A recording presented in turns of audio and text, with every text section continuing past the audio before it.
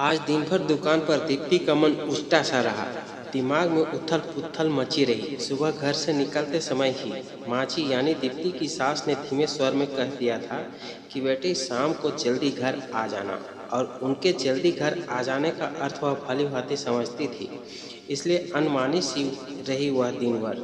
बगल वाली बेला ने भी उसे 2-3 बार टोका, क्या बात है दीप्ति, आज इतनी उदास क्यों लग रही हो।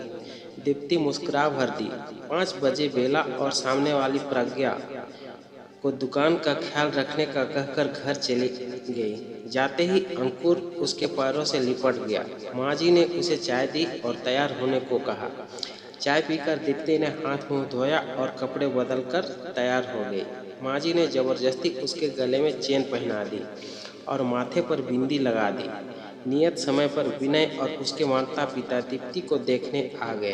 दीप्ति को तो वे लोग फोटो देखकर ही पसंद कर चुके थे। आज तो एक तरह से बात पक्की कर विवाह का मुहूर्त निकालने आए थे। विनय की माताजी ने शगुन देकर दीप्ति को एक तरह से अपनी बहू बना लिया। दीप्ति की आंखें भर आई। ठीक इसी तरह एक दिन माँ जी ने शगुन देकर दीप्ति के लिए उसे स्वीकारा था, दीपक के लिए उसे स्वीकारा था। तब मन में कितनी उमंगें थी। नए जीवन में प्रवेश की खुशी थी, नए परिवार के साथ बंधने की प्रसन्नता थी और आज वही सब दोहराया जा रहा है। लेकिन मन में कोई खुशी व उत्साह नहीं है, उल्टे दुखी और बुझा बुझा सा है। रात में अंकुर ने दीप्ति के गले में बाहें डालकर बड़े लाड़ से पूछा, मम्मी वो अंकल और दादा दादी कौन थे। वे तुम्हारे दादाजी के दोस्त और उनका परिवार था बेटा।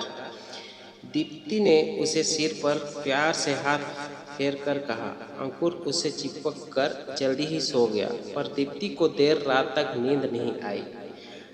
6 साल पहले ही तो दीपक से विवाह हुआ था दीप्ति का।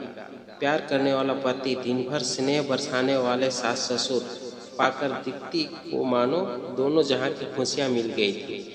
बचपन में ही दीप्ति के माता पिता की मृत्यु हो गई थी। वह मामा मामी के यहाँ पली बढ़ी। उन्होंने उसे बहुत अच्छे से रखा। फिर भी दीप्ति का मन किसी को माँ पिताजी कहने को तरसता रहा। शादी के बाद दीपक के माता पिता ने उसे भरपूर प्यार दिया। दीपक उनका एकलौता बेटा था। दीप्ति के रूप में उन्हें बेटी भी मिल गई। साल भर के बाद ही अंकुर का जन्म हुआ। दीप्ति और दीपक के प्यार का अंकुर दीपक बेटी चाहता था, फिर भी वह बेटे के जन्म पर खुश हुआ। उसी ने बहुत लाड़ से उसका नाम अंकुर रखा। अपने नए परिवार में दीप्ति बहुत संतुष्ट और प्रसन्न थी। सबसे प्यार व अंकुर के लालन पालन में वह अपने बचपन के अभावों और माता पिता की असमय हुई मृत्यु के हादसे को भूल गई थी। अब जीवन से दीप्ति को कोई शिकायत नहीं थी। हर तरह से सुख समृद्धि और संतुष्ट थी वह। लेकिन क्रूर होनी को दीप्ति का यह सुख रास नहीं आया। मामूली से बुखार में एक दवाई के रिएक्शन से दीपक की हालत ऐसी बिगड़ी कि मात्र 3 दिनों में ही वह चल बसा। दीप्ति का मानसिक शून्य हो गया। 4 दिन पहले का हंसता खिलता दीपक यूं अचानक ही चला गया कि आज दुनिया में कहीं उसका नामो निशान तक बाकी ना रहा। दीप्ति की दुनिया उजड़ गई। नन्हे अंकुर का रोना भी उसको सुनाई नहीं देता था। मात्र 2.5 साल का ही तो था वह, और उसके सिर से पिता का साया उठ गया। दीपक के माता पिता ने अपने दिल पर पत्थर रखकर इस हादसे को बर्दाश्त किया और अंकुर व दीप्ति को संभालने में अपना गम भूलने लगे। महीनों बाद दीप्ति थोड़ी संभली और अंकुर की देखभाल में अपना समय काटने लगी। उनके घर में के पास ही एक छोटा बाजार था, जहां ऊपर वाली मंजिल पर महिला मार्केट था। वहां बहुत सारी गृहिणियां अपना व्यवसाय चलाती थी। कोई पार्लर, बुटीक तो कोई सिलाई, पेंटिंग क्लास। घरेलू काम से निवृत्त होकर औरतें अपनी अपनी दुकानों पर आ जाती। सब सहेलियां बैठी रहती, आपस में दुख सुख भी बांट लेती और कुछ रचनात्मक काम भी हो जाता। दीप्ति के ससुर जी ने भी उसे वहां पर एक दुकान दिलवा दी। दीप्ति नियम से अंकुर को स्कूल भेजकर दुकान पर आ जाती। दिन भर ग्राहकों और आसपास की औरतों से बातें करने में बीत जाता। बेला और प्रज्ञा से तो उसकी अच्छी घनिष्ठता हो गई थी। अब वह फिर से सामान्य होने लगी थी, लेकिन माँ और पिताजी को उसके भविष्य की चिंता सताने लगी थी। वे उसके पुनर्विवाह के लिए लड़का ढूंढने लगे। उनकी चिंता भी स्वाभाविक ही थी, क्योंकि वह मात्र 26 साल की ही तो थी। अभी वह पहाड़ सी जिंदगी वह अकेली कैसे काटती। दीप्ति दोबारा विवाह करने के लिए बिल्कुल तैयार नहीं थी, पर सास ससुर के तर्कों और याचना के आगे उसे झुकना पड़ा। 2-4 जगह खोज खबर के बाद उन्हें विनय और उसका परिवार बहुत अच्छा लगा। सारी बातें तय हो गई, विवाह की तिथि पक्की हो गई। तब एक दिन माँ ने बताया कि विनय अंकुर को अपनाने को तैयार नहीं है। दीप्ति पर तो मानो वज्रपात ही हो गया। उस मासूम से तो पिता का प्यार छीन ही लिया, किस्मत ने अब माँ भी छीन जाएगी। माँ, मैं यह विवाह नहीं करूँगी। मैं अंकुर से अलग नहीं रह सकती। विनय से कहिए, अगर मुझसे विवाह करना है तो मेरे अंकुर को भी अपनाना पड़ेगा, वरना इस रिश्ते में मुझे कोई दिलचस्पी नहीं है। दीप्ति ने साफ सपाट शब्दों में कह दिया। ऐसा मत बोल बेटी, हम हैं ना अंकुर के साथ। सब जगह तुम्हारे विवाह की खबर हो चुकी है और मुझे विश्वास है कि तुम अपने अच्छे व्यवहार से विनय का मन जीत लेगी, तो एक दिन वह अंकुर को अवश्य अपना लेगा। तब अंकुर को माता पिता दोनों मिल जाएंगे। माँ ने दीप्ति को समझाया। बेबस दीप्ति माँ के तर्कों के आगे हार गई और उनके गले लगकर रो दी। अंकुर के बारे में सोचकर उसका कलेजा मुंह को आने लगा। 15 दिन बाद ही एक सादे समारोह में दीप्ति और विनय का विवाह हो गया। कुछ दिन विनय के माता पिता दोनों के साथ रहे, फिर वापस दिल्ली चले गए। दीप्ति नए घर, नए परिवेश और नए रिश्ते में अपने आप को ढालने का प्रयत्न करने लगी। विनय बहुत समझदार, प्यार करने वाला और ध्यान रखने वाला जीवन साथी था। दीप्ति बहुत खुश थी। बस यही बात रह रहकर उसे कचोटती रहती थी कि काश विनय उसकी ममता की तड़प को भी समझ पाता और अंकुर को भी अपना लेता। वैसे दीप्ति को इस बात की तसल्ली थी कि विनय उसी शहर में रहता था। उसके ऑफिस जाते ही घर के काम करके वो अपनी दुकान पर चली जाती। स्कूल से अंकुर को भी पिताजी दीप्ति के पास छोड़ जाते। दोपहर भर दीप्ति अंकुर के साथ समय बिता लेती, उसे लाड़ प्यार कर लेती, लेकिन शाम को जब वह वापस घर आने लगती तब अंकुर सुहासा होकर उसका पल्लू पकड़ लेता। तब दीप्ति का कलेजा तर हो जाता। बड़ी मुश्किल से वह भरी आंखों से फिर मिलने का वादा कर उसे विदा लेती। रात भर अंकुर का रोता चेहरा उसके सामने घूमता रहता और वो सो नहीं पाती। कुछ महीने इसी तरह बीत गए। एक दिन दीप्ति को पता चला कि वह माँ बनने वाली है। विनय की खुशी का ठिकाना न रहा। वह दीप्ति का हर तरह से ख्याल रखता। कुछ और महीने बीतने पर दीप्ति का दुकान पर जाना बंद हो गया और अंकुर से मिलने का जरिया भी कभी कभी माता पिता अंकुर को दीप्ति के घर ले आते, पर रोज रोज तो यह संभव न था। उसका हृदय पिघल रहा था।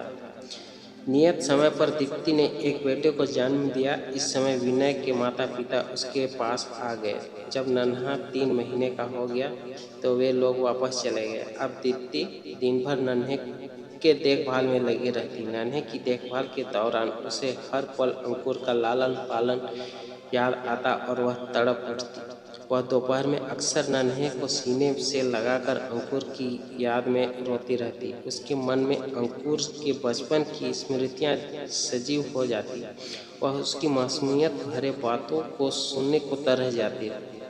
जीवन साथी मिलने और दोबारा माँ बनने के बावजूद वो अधूरी थी। विनय ऑफिस से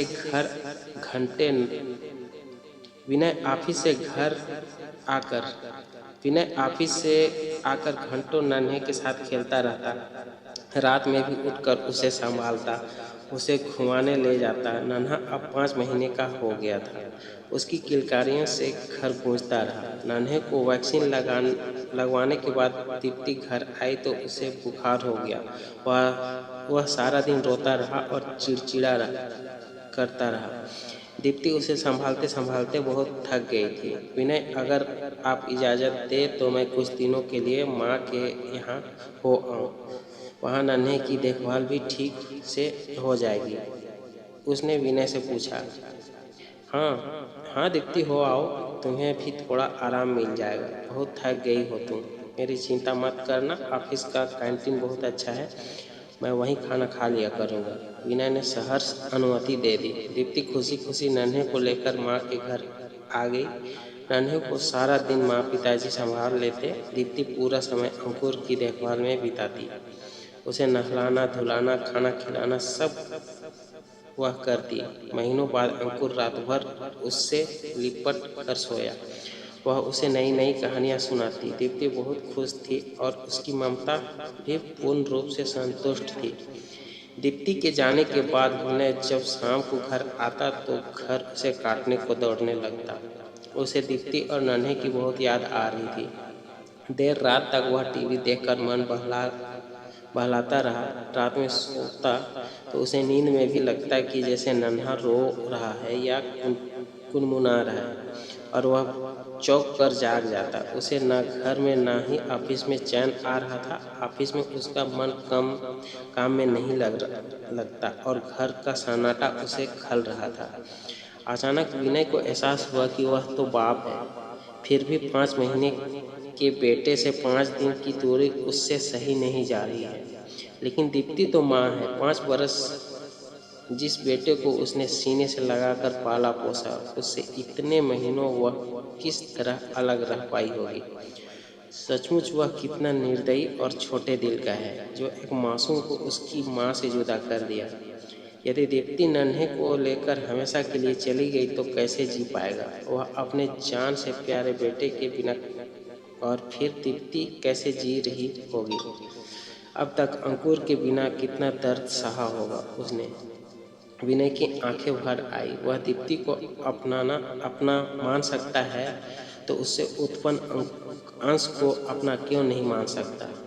कैसे वह इतना छोटे मन का स्वार्थी हो गया। उसे पश्चाताप होने लगा। अगले ही दिन विनय दीप्ति के घर जा पहुंचा। नन्हे को गोद में लिए दीप्ति अंकुर को मन मनोहर करके खाना खिला रही थी। उसके चेहरे पर ममतत्व की एक अलग ही चमक झिलमिला रही थी। विनय ने उसे इतना प्रसन्न कभी नहीं देखा था। वह मुग्ध होकर दीप्ति को देखता रह गया। आज तक उसने एक माँ से यह गौरवमयी आंतरिक प्रसन्नता छीन रखी थी। वह ग्लानि से भर उठा। विनय पर नजर पड़ते ही दीप्ति का चेहरा बुझ सा गया और अंकुर ने भी सहम कर उसका आंचल पकड़ लिया। विनय ने मुस्कुराकर अंकुर के सिर पर हाथ फेरा तो वह दीप्ति से सटकर खड़ा हो गया। तुम्हारे बिना घर बहुत सूना सूना लग रहा है। अब तो नन्हे की तबीयत भी ठीक है, चलो घर चले। विनय ने दीप्ति से कहा। आप माँ को ले जा रहे हैं? अंकुर की आंखों में आंसू भर आए। केवल माँ को ही नहीं बेटा, आपको भी घर ले जाने आए हैं। अब से आप भी माँ के साथ ही रहेंगे, विनय ने प्यार से कहा। सच अंकल? अंकुर प्रसन्न हो गया। अंकल नहीं बेटा, पापा बोलो बेटा, मैं तुम्हारा पापा हूँ, विनय ने उसे गोद में उठाकर प्यार से कहा। दीप्ति आश्चर्य से विनय की ओर देख रही थी। मुझे माफ़ कर दो दीप्ति, मैं बहुत स्वार्थी था। आज तक मैंने माँ बच्चे को एक दूसरे से अलग रखा। मैं तुम्हारा अपराधी हूँ। नन्हे से अलग होकर मुझे अपने बच्चे से दूर रहने का दर्द एहसास हुआ। मैं अपने दोनों बेटों को घर ले जाना चाहता हूँ। नन्हे के बिना मैं 4 रात नहीं रह सका, तो अंकुर के बिना साल भर तक कैसे रह पाई होगी। बस अब तुम्हें और तकलीफ नहीं दूंगा। विनय के स्वर में क्षमा याचना थी। दीप्ति इस अप्रत्याशित खुशी को पाकर रो ही पड़ी। मैंने कहा था ना बेटी, एक दिन सब ठीक हो जाएगा, माँ और पिताजी कमरे में आते हुए बोले। अंकुर विनय के गले से लिपट गया, नन्हे को सीने से लगाए। दीप्ति यह दृश्य देखकर भावविभोर हो गई। आज उसे लग रहा था उसका परिवार पूरा हो गया।